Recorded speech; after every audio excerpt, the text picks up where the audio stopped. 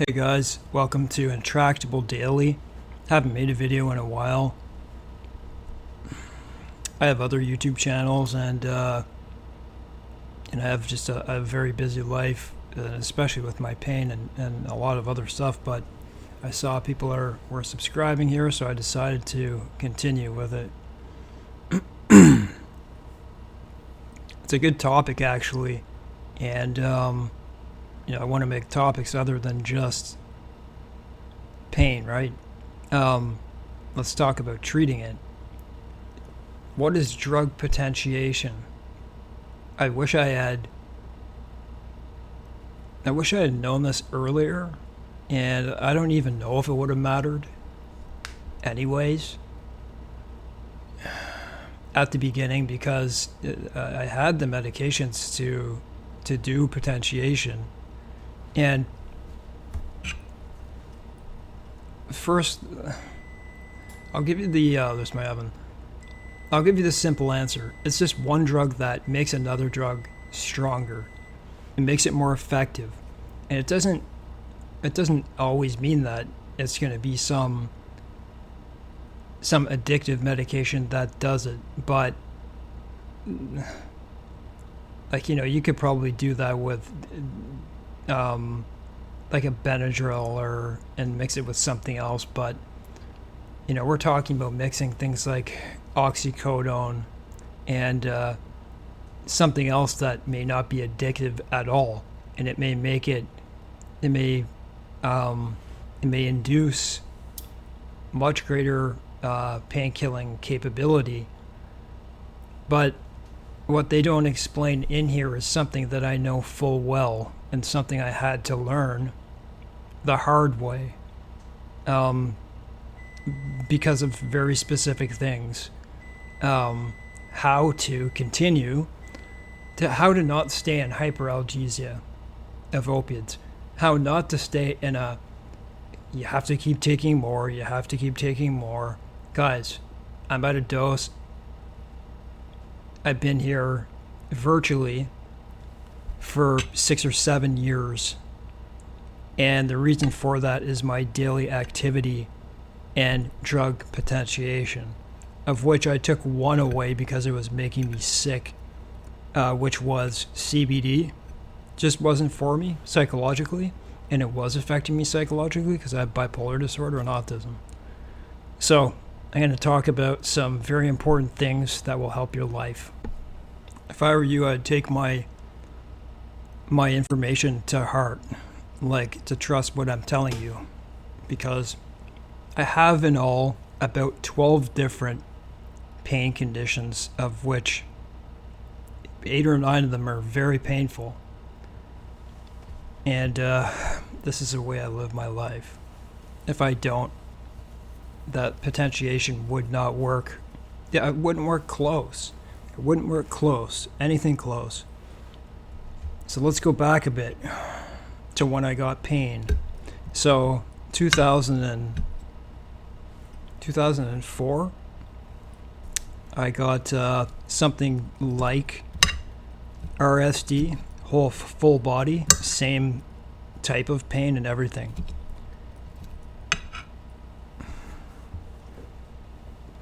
Very tough to control. Very tough to live. My skin's burning. It feels like my nerves are being, crushed. It feels like my bones are being crushed, all that type of stuff. So, I'm given, morphine, and it goes up to, it was an unfortunate time in history that I got pain, because Oxycontin was out. Boy, was that ever a bad drug. It would work, but then you'd be addicted, because it was just a horrible drug. With that one, you were always chasing more. They said it would last 8 hours. It never did. That was the drug company's fault, and I never got a settlement from it, and I had every right to it. I became addicted at first, but then I stopped because I realized that if I abuse this, I'll never have pain control. I'm sure a lot of you guys have been through this. So, what happens to people with like full body pain or just a severe pain disorder? It doesn't, it can just be, a pain disorder to be painful has to be at least at a level 7, 6 or 7 constantly is when you really notice, the more pain you have, the more you're going to notice what potentiates it or not, right? That just makes sense. So the problem in the beginning was this, that I was given a whatever amount I wanted of opiate, and this was the case. This is the case with a lot of people. There's people who have terminal cancer equivalent pain, and all they're given are just very severe pain. I don't know many people actually who are in my condition, with number of conditions with that much pain, except for maybe a few people. And those people are on high dose opiates. Well, there's one case where I don't think you can avoid that because they can't really move that much. But what I'm going to tell you does involve movement. So at the beginning, I was getting, I say I was on like 40 milligrams of morphine or oxycodone, Dilaudid, whatever it was. The dose just kept going up. I kept wanting more. And the thing that you cannot do is you cannot take it, and it's hard to move with intractable pain, full body especially. It's hard. It's tough to move. It becomes difficult with hygiene too, if serious enough. So you can look it up.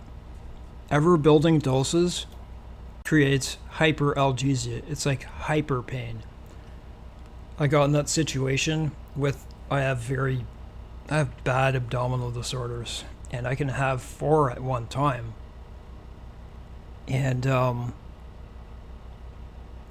one of them caused me to have to repeatedly come off of it to regain its analgesic effects over and over and over, 112 times. I'm not kidding you. I'd withdraw and come off it all the way. So it'd be like, either if it was a long acting, it'd be like 17 days. If I did the other, it was like 10. Just so I could go back on it for 2 or 3 weeks and then spend the other one withdrawal and just continue like that. A nightmare. You get my point. That was different because I have an abdominal disorder, a specific one, one that causes to get worse when you take opiates. But I figured it out later, which I'll probably do another video. So you don't want that. You don't want to have to just keep increasing your opiates. So what is the other option? I think it's pretty obvious. One of the other options, you add another drug to it. Okay, so I'm going to read this and then venture into just some stuff I remember. Okay, so this is science. So this is veterinary pain management. It's no different at all between human and animals. So potentiation, science direct, or synergism, occurs when a mixture of 2 or more drugs produces a greater response than expected, greater than the sum of their individual effects. The ability of acetapromazine, a drug with little or no analgesic effects, to increase the analgesic effects of opioids, morphine or oxymorphone, is an excellent example of drug-induced potentiation or synergism. Clinically, drug synergism can be expected when drugs that act by different mechanisms of action are mixed together. Various drug combinations like NSAIDs and opiates and A2 antagonists, opiates and local anesthetics, opiate and dissociative anesthetics. So I think they're talking about ketamine and Also cough syrup, like probably dextromethorphan. Wow, like those are very powerful. They can be used for pain, absolutely. Um, for my adhesive arachnoiditis, when I was like completely out of it in 2013, I had my first one sitting on an operating table for 2 hours with an intravenous line in me, ketamine. I cried. I couldn't even walk. Frequently demonstrates synergistic effects. Synergistic drug combinations must be administered carefully, however, because unwanted and potentially toxic effects. Yeah, you don't want to be like so sedated. Your may also be potentiated respiratory depression and bradyarrhythmias and other types of arrhythmias too, I'm sure. So it'd be the same in humans, I'm sure of it. So let's talk about some of it and some examples in my life of how I potentiated. But there's something that goes even further. You want to be able to, if you want to be able to go the distance, to always be on the same dose and not have to increase, which is going to ruin your life, by the way. What are you going to end up on? You're going to end up on like methadone, 200 milligrams. And it's going to be like equivalent to like, at one point I was on, what was it, 120 or more. It couldn't have been 180. The methadone equaled morphine like 12 to 1500 milligrams. That's where I was, and I withdrew off that by myself. I always found drug withdrawals the same, no matter what I did. I mean, one drug was stronger than another, but the strength to me of one particular drug didn't matter. From a veteran, right? I'm a veteran with this. Might be the biggest lesson you'll ever learn, the best lesson you'll ever learn. So,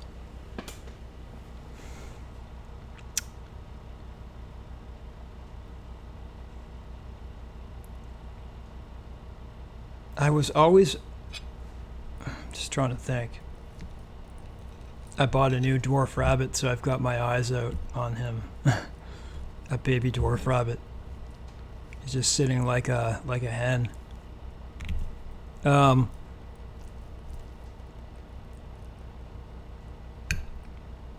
was already on a small cocktail, okay, when I was put on opioids. What was that? That was, and this is a perfect potentiation, if you can tolerate it.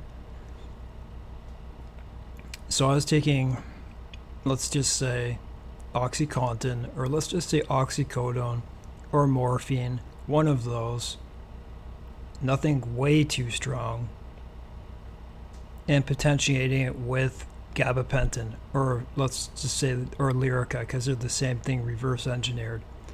Those potentiate one another, and I know it. They do in my life because I've missed one before, and I've completely noticed it. Sorry guys, I'm dealing with a lot of breathless here. I take something called Buscopan for acute abdominal colic. It's not addictive. It doesn't make you high, but I guess maybe because of my abdominal pain, and also it treats the smooth muscle contractions of my throat, okay? So I'm waiting for it to kick in right now. It'll be another 20 minutes. It potentiates it, and I feel better. I took vaporizer CBD for about 4 or 5 years. Absolutely potentiated my opioid, and probably all three. So it was opioid, it was gabapentin, and a vaporizer. Those three together were potentiating one another, and they were making my pain a lot better. But I'm hypersensitive. I have autism and bipolar, so even people say it's CBD. You can't get delusions you can't get, but it says it right on the bottle. That happened to me. That's unlikely to happen to you, but with me it was. It was just causing my thoughts to race so much, and I'm like, benefit risk, and so I took the benefit for too long, just to find out I was better without it in my mind, and I just was better. This goes with any drug, guys. Could it be a Tylenol? Well, if it makes your pain better, I'm sure that could be a potentiation. You could probably take a Benadryl or a Gravol. I wouldn't say Gravol because Gravol has something in it that can make you restless, which Benadryl doesn't. So these are potentiators. There are all different kinds. Excuse me.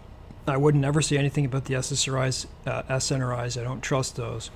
But you know, like the tricyclics, I'm sure they can too. Not to mention NSAIDs. I was on Toradol for 10 years. It really helped my pain. So here I was on, I don't take that anymore because it gave me peptic ulcers. So if by chance you find my channel,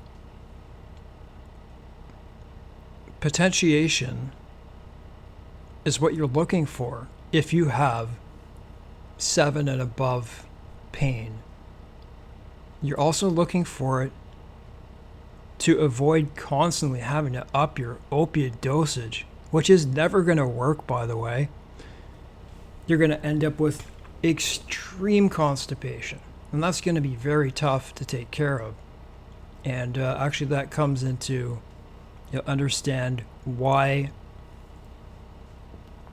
I'll tell you my routine that I have to do. And I developed it to stay healthy, but also to make myself go to the bathroom, because I have a abdominal disorder called the splenic flexure syndrome, and it's so painful, and it causes your transverse colon to ride up into your splenic flexure, and it's hard to turn. So I have to walk like 4 kilometers each walk. You could probably get away with 2, but I walk far, and it works. And by doing this, it potentiates, and it, just by taking a simple walk, makes me avoid having to up my opiate dosage. So I'm going to tell you what I do as a way of life. It was a very hard and tough road. I have 4 pain suicide diseases, and I just found there is no other way. I finally found a way, thanks by God, and I do it every day faithfully. So, due to what brought me into a good space, with a lot of pain, but in a much better space than I was in, I have to tell you the story of my abdomen. You know how opiates make your stool harder, right? That's what they do. That's why you get constipated. Well, the splenic flexure syndrome makes it nearly impossible with opiates, and it really hurts. It probably doubles your pain. No. It probably feels that way. So, one of the things, if I want to take an opiate, which I couldn't get away with, I had to change my life drastically. I had to find a way to push my stool along. All the trapped air, which, we just call gas distension. Every person has it. It's not shameful. You know what happens when that gets trapped? The worst colic you can ever imagine. It's a colic disorder. That's why you see me shifting a lot. And my abdomen, both my legs from adhesive arachnoiditis. But anyways, so if I want to enjoy the same dose, same effects and everything, I'm going to have to change my life. I'm going to have to make my own self feel good. I'm going to have to eat well. I'm going to have to wake this plays into potentiation. Having a bedtime at the same time every single night. I mean, don't ever miss it. don't slack off. Because if you do, you get less sleep. The less sleep you get, you don't have that potentiation. Your sleep, someone might say, well, that's not potentiation. That's just, it is. You have less pain. If you suffer with a lot of pain and you get a good sleep, that is your natural extra painkiller, is it not?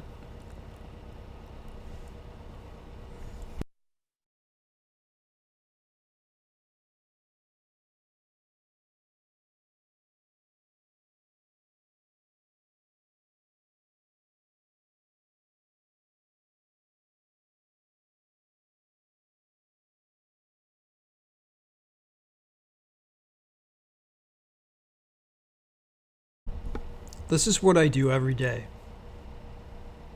Just like in a nutshell. I go to sleep at night, take my sleeping medications. I do use CBD, but only just like minutes right before bed. That's the only time I take it, and it works. So I do that. I get a good sleep. I wake up refreshed. And I start eating right away. I take my meds. That's what I do every single day. And what do? I read. I usually read the Bible. I do every day. Right when I'm done, this is all about routine. You gotta have one, because if you start slacking off, you're not gonna find potentiation. Sure, you can potentiate with drugs, but you have to incorporate other things for it to keep on an even keel. I don't think there's a lot of other people talking about this.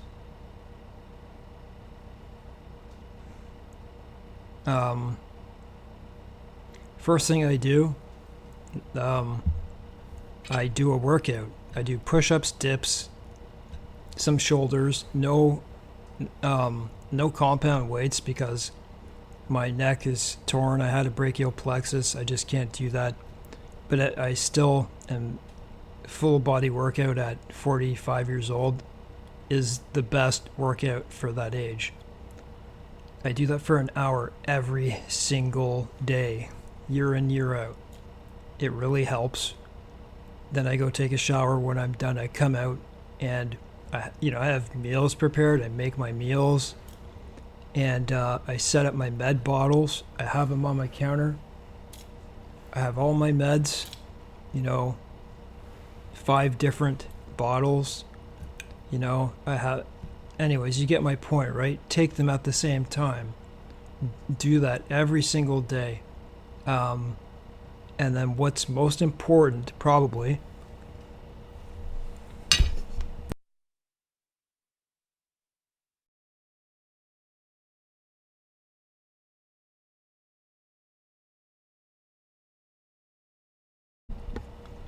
without a doubt, besides my workout, I go for 2 walks. I do it after I eat my meal. So I eat some food. I've got the splenic flexor syndrome, so if I eat, I'm going to go push it along. I just took my dose, so, my pain level's better, right? Go for a walk. Make sure you walk for at least half an hour. I go biking or I go walking. I'm an avid mountain biker, and I have been for a long time. And you walk for at least 10 minutes, you start building an endorphin rush. You can ride this out. If you go on a walk for 45 minutes, you can ride that walk out for the rest of your day. People in today's age underestimate what a walk can do for you. They're like, I feel great afterwards, but the next day I feel like hell. Why? Because you're not going for a walk. By doing everything that I'm saying and eating, make sure you're eating. If you're like me, you have to time your meals. You have to eat small, frequent meals. At the end of the night, like I'm doing right now, I'm eating a big dinner to catch up on my calories and to rest my body. I use my exercise to make the effects of everything I take to feel to feel a lot better.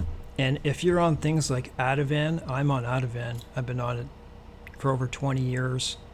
I started taking it when I had the serotonin syndrome and I was getting convulsions and seizures and stuff.